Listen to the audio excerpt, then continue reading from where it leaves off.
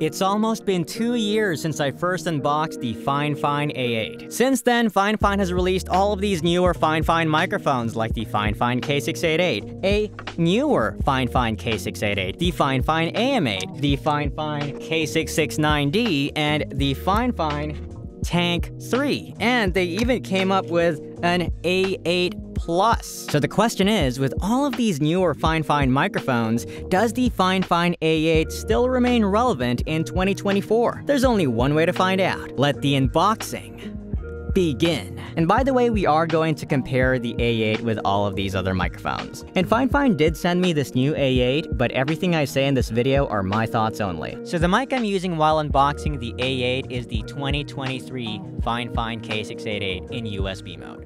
Let's unbox the A8. Feels just like yesterday. This is the white version. Strange how this could feel so nostalgic. Loving this manual.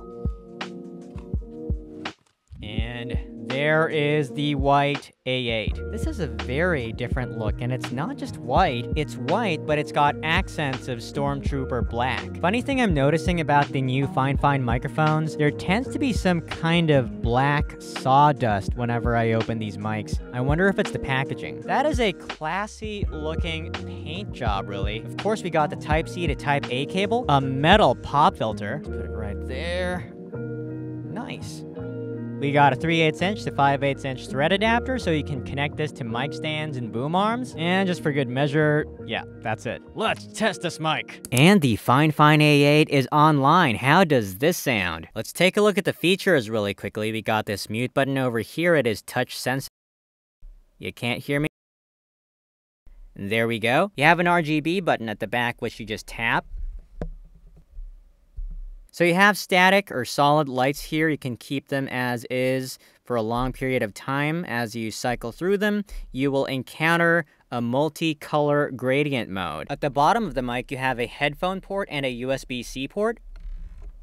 And it's worth mentioning that there is a pop filter that actually works. You got a shock mount, and you got a stand that is not super wobbly. Time for the tests. Plosive test. Really close to the mic.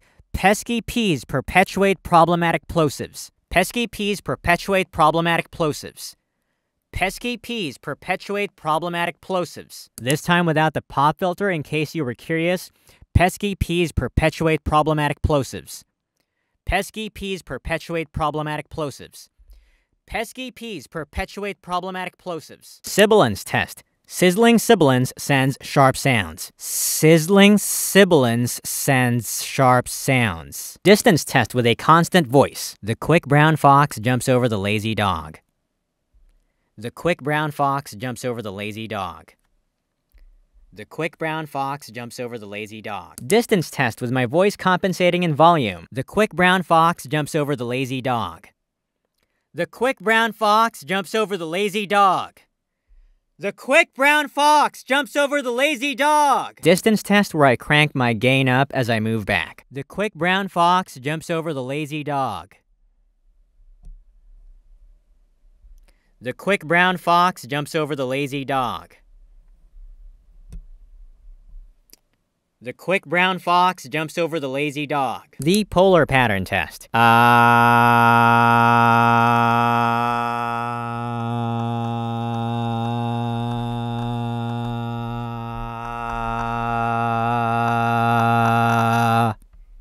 Now for a series of noise rejection tests, starting with the keyboard test.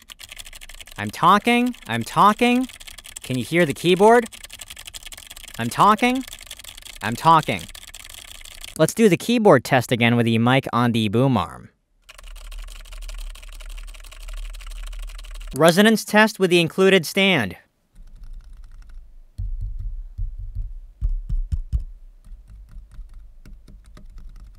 Resonance test on the Fifine BM88 boom arm.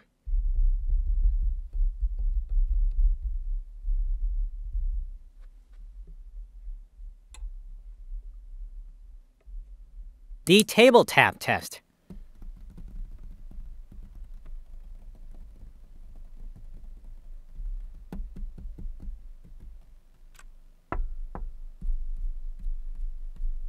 The shaver test.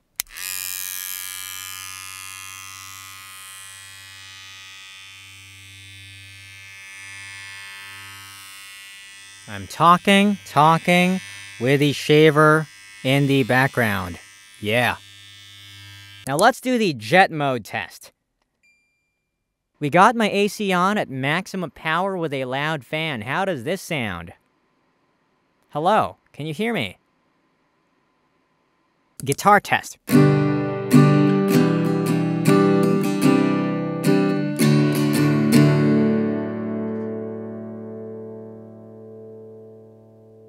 Vocals plus guitar. This is how it sounds in vocals. How it sounds in vocals. This is how the Fifine A8 sounds on a low voice. This is how the Fifine A8 sounds on a medium voice. This is how the Fifine A8 sounds on a high voice. Now for the phone tests, it is possible to power the Fifine A8 when connected to an iPhone if you use a USB to Lightning adapter. And this is how that sounds. Now you're hearing me speak into the Fifine A8 connected to the Samsung Galaxy A15, which is an entry-level Android phone, and this is how that sounds. For the headphone amps, I don't have a way to test it, but I can say that the headphone amps are quieter than most. Tonally, it adds a bit of warmth that actually doesn't make it into the recording, and unfortunately, the A8 does not have a headphone knob, so you can only raise your headphone amp volume by raising the mic gain volume with it. Time to do some comparisons. You are hearing me speak into the Fifine K669b, which is Fifine's first popular microphone. How does this sound? And as a palate cleanser, we are back on the Fifine A8, so how does this compare to the K669b? Now you're hearing me speak into the Fifine A6v, which is the little baby version of the Fifine A8. How does this sound? The quick brown fox jumps over the lazy dog. The quick brown fox jumps over the lazy dog. We are back on the Fifine A8 just as a palate cleanser. Now you're hearing me speak into the Fifine A8 Plus, which is the bigger version of the Fifine A8. So now you're hearing me speak into the Fifine A8 in cardioid mode. The quick brown fox jumps over the lazy dog. Now we are in bidirectional or figure 8 mode. The quick brown fox jumps over the lazy dog. Now we're in stereo mode. Ooh, stereo. The quick brown fox jumps over the lazy dog. And now omnidirectional mode. The quick brown fox jumps over the lazy dog. Back to cardioid. The quick brown fox jumps over the lazy dog. The quick brown fox jumps over the lazy dog. Back on the Fifine A8, which, by the way, as Fifine confirms, has the exact same capsule as the Fifine A8 Plus, which just has more polar patterns. Also, the Fifine A9 is just a redesign of the Fifine A8 Plus for a different market. And this is how the Fifine K688 sounds in USB mode. How does it compare? The quick brown fox jumps over the lazy dog. The quick brown fox jumps over the lazy dog back on the Fifine A8. Now you're hearing me speak into the Fifine AM8. The quick brown fox jumps over the lazy dog. The quick brown fox jumps over the lazy dog. Back on the Fifine A8. Now we are on the Fifine Tank 3. The quick brown fox jumps over the lazy dog. The quick brown fox jumps over the lazy dog. Back on the Fifine A8. You are hearing me speak into the Fifine K658. The quick brown fox jumps over the lazy dog. You're hearing me speak into the Fifine A8 again. How does this sound? Alright, let's talk about the pros and cons. Pro 1, the Fifine A8 is highly sensitive. This is 10 dB more sensitive than the Fifine AM8, and one practical implication there is that I don't have to raise the gain as much to sound loud enough. And that leads to the background noise being fairly quiet compared to your voice. It also means you can speak into the mic from a reasonable distance like so and be sufficiently audible. And here, I have enough headroom to raise my voice even more. Another pro is that the plosives are not a problem with this mic. There might still be a tiny puff, but it's not that bad. Sibilance on this mic is also very well controlled. Another pro is that I find the shock mount to be effective. As for the cons, this was the first pro as well.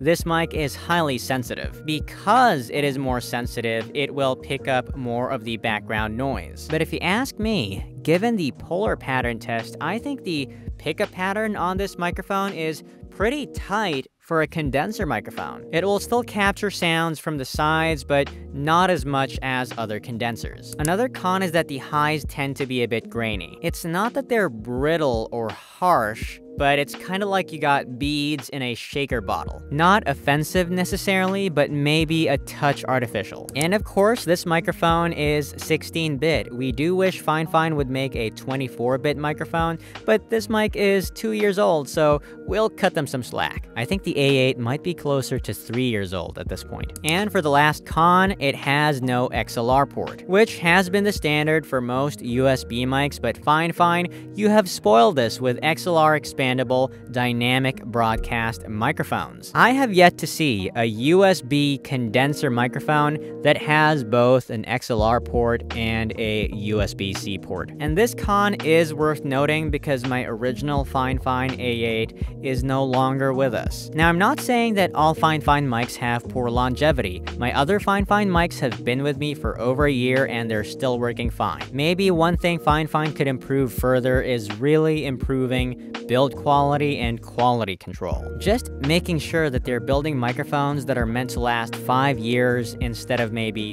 1 to 3. So do I recommend the Fifine A8? If you have a treated room or a quiet room or are willing to put in the time, effort, or funds into doing that, and your main use case is gaming or streaming, then yes, consider the Fifine A8. For singing, I don't see this mic helping musicians top the charts, but for amateur or hobbyist use, then yeah, it's worth considering. For general content creation, it does the job. I once had a Fifine A8 land me a long-term voiceover project for a streaming platform, but if you're going to be voice acting professionally, then I do recommend moving up to a proper XLR condenser microphone. Overall, in 2024, I think the Fifine A8 remains a great budget option for those just getting started in content creation. USB mics of a decade ago did not sound this clean at 3 times the price. It baffles me how they got the preamps to sound this quiet. That's why for about $50, I really don't think you can complain about this mic. I just want to say thank you to the members of this channel, and special thanks to these awesome people.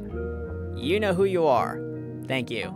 What did you think of the Fifine A8? Does it still hold up in 2024, or are there better options? Leave your comments down below, and don't forget to hit that subscribe button down below. Every subscriber counts. We're trying to hit 10,000 subscribers this year, so you could be a part of that. By the way, check out this other video.